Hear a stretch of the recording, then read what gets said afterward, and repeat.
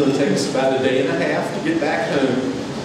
But just pray for us that we'll have good, safe travel on the way back, and we'll have no problems. Hopefully we won't have any more luggage problems like we did coming over here, but we'll be bringing back a lot less than what we brought over here. Most half of what we brought were items for Pastor Edwin and Anna on the way over, just because there's a lot of things that they can't get here that we can get in America.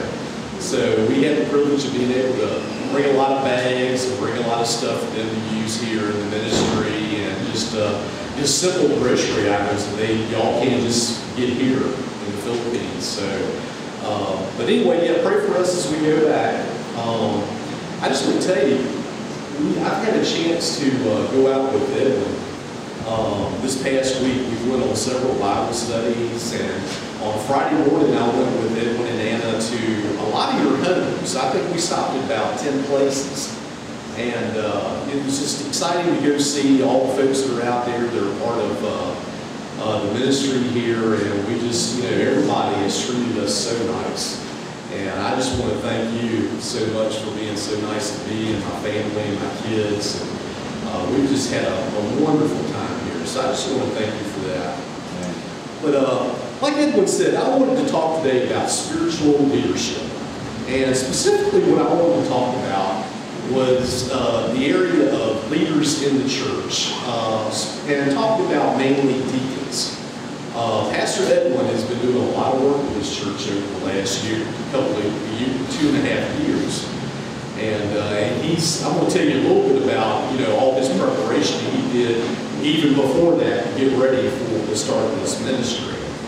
And but pretty soon he's going to need some help, because we've got a huge Sunday school here, as we can see. And when the service starts for the regular preaching service, we're going to have over 100 people in here. So this church is growing very well. I mean, there's a lot of ministries we've seen that they've been in operation for a few years and may not have that many people, which there's nothing wrong with that. But Edwin gets out here and works very hard. He goes and visits everybody. Just makes contacts all the time trying to make contacts with Bible study and everything. And what that has caused the ministry to grow by leaps and bounds. So he's going to need help here soon, and I wanted to talk about that a little bit.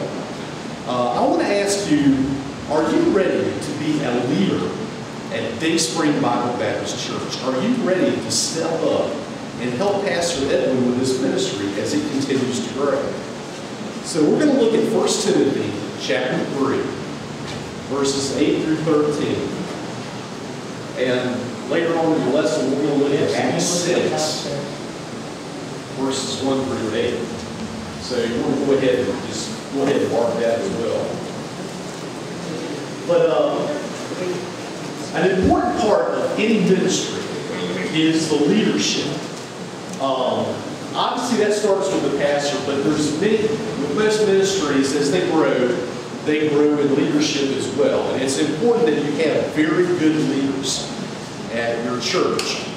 I think me and Dory have been part of several ministries since we got married. Like I told you last week, we met at Atlantic Shores Baptist Church in Virginia Beach. And then we spent some time there. Sean came along, and then we went to another church, and then we went back to Atlantic Shores in Virginia Beach. And then finally we landed at the church that we're at now, which is Bethel Baptist Church in Hampton, Virginia. And I'm sure Dory would agree that that's probably the most, not only is it a great church, but it's very well operated. It has excellent leaders there. And what they've done is they've taken the time there to develop leaders inside of that church. Most of the pastors there, like our current pastor, Roy Donica, he started there over 30 years ago as a school principal. Our church operates a school where Sean and Sydney attend. So he started out that way and eventually moved up to where he became the head pastor in 2005. So, and then we've had other pastors that come in and start off maybe as a youth helper or something like that, and they gradually move up. So obviously these men have time to be tested before they're given more responsibility.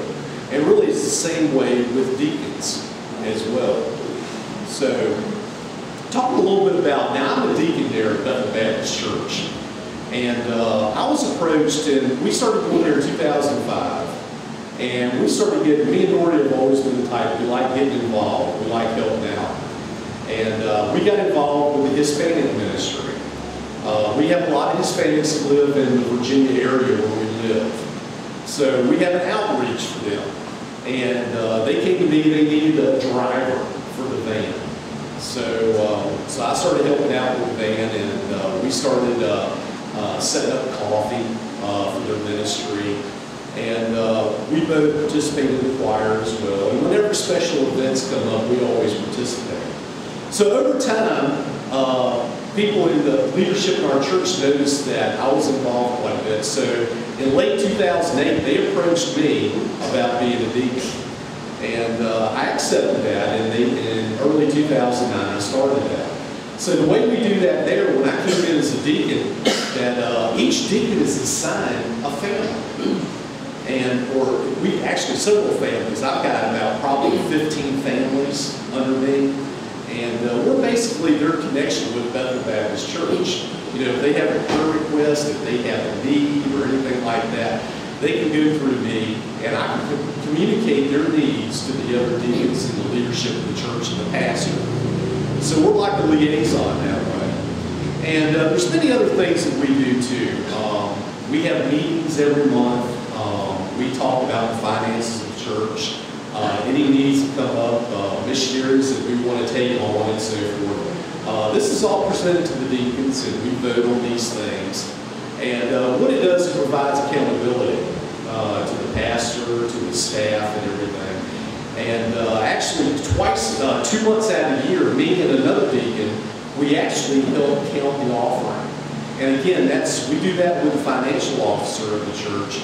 And that actually provides, accountability with finances and so forth. And it prevents any, corruption to happen or anything like that. Not that anybody would do that, but it provides that accountability. So that's some of the things we do. But one thing, character is very important in a deacon, and they look at that too. And they can see how you're serving and how your character comes out in different things you do. Because Bethel is not a huge church. We've got churches in the United States that have 16,000 people or 10,000 people. But, on a Sunday at the Bethel Baptist Church, we have about 600 maybe, or 500, 600 at most. But so it's easier to have accountability that way. So most everybody knows who I am. They watch me, they see how I conduct myself around the church. So very important part. And when people see that you conduct yourself well, and you're tithing, you're giving to the church, you're supporting the ministry, and what we'll do is actually about once a year, we'll get a list of people that are candidates for a deacon. And one thing, like we talked about tithing last week, you know what? You're not going to be on that list unless you're tithing. And that's the one criteria they give when they give us that list. So it's very important because, it's hard to get a person as a deacon who is not supporting the ministry financially. So again, like I talked about last week, tithing and giving is very important when you're going to be a leader in the church. So, but being a deacon is a very honorable position. And like I said, Edwin will be looking for deacons soon. And hopefully, as we discuss here in the lesson, that you have the character that's required to be a deacon. And I certainly hope so. Talking about Edwin a little bit, Dory brought up something yesterday when she was talking to you ladies in the fellowship yesterday about how Edwin started out with his ministry. I met Edwin probably it's been almost 20 years ago, about the time him and Anna got married. And when he was going to Pastor Alex Castro's church, he promised the Lord back then that what he wanted to do was start his own ministry here.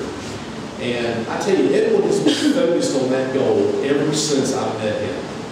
When I first met him, he was going to school there at Day Spring College in Chicago. And we've told you that me and Dory, we always go to Chicago every Thanksgiving to visit her family and his family, all the Castros, they live in Chicago. And we always would see Edwin and Anna. But a lot of times, you know, there was events that we had there that Edwin couldn't attend because he was working. I know at one particular time, I think Edwin was working 3 jobs. He was working at J.C. Penney. He was working at the warehouse. I don't know what else you were doing there. Deliver papers. Delivering papers, that's right. And my mom used to do that, as a matter of fact. So, you know, we'd ask, well, where's Edwin at? We've got, you know, this event going on, and Anna would say he's working. But anyway, the reason Edwin was making that sacrifice was so he could start this ministry here. He was making money and putting that money away so he would be ready to come here. And that time finally came in 2010 when he came here and started that ministry.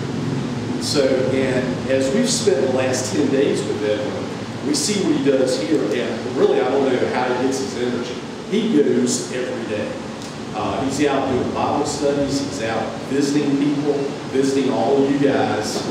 And eventually, it's going to get too much for him because Edwin, like me and everybody else, is getting older. So that's why he's going to need help. And when he starts getting deacons and other leadership in his church, maybe a financial officer, a secretary, and so forth, he's going to need help in this area. So in that way, you know, that way the leadership can be delegated among different people, because if Edwin continues to try to do everything himself, and, you know, the church gets bigger and bigger, and then if it gets big enough and he can't minister to everybody, what happens? That the ministry suffers because of that. We don't want to see that happen. Right. So that's why godly leaders need to step up and be able to help them out. So he'll be needing deacons within the year. So what I want to ask is, are you and your wives prepared to step up and serve the church in this way? I hope so. So let's search our passage today and find out. Let's read 1 Timothy 3, verses 8 through 13. 1 Timothy 3, verses 8 through 13.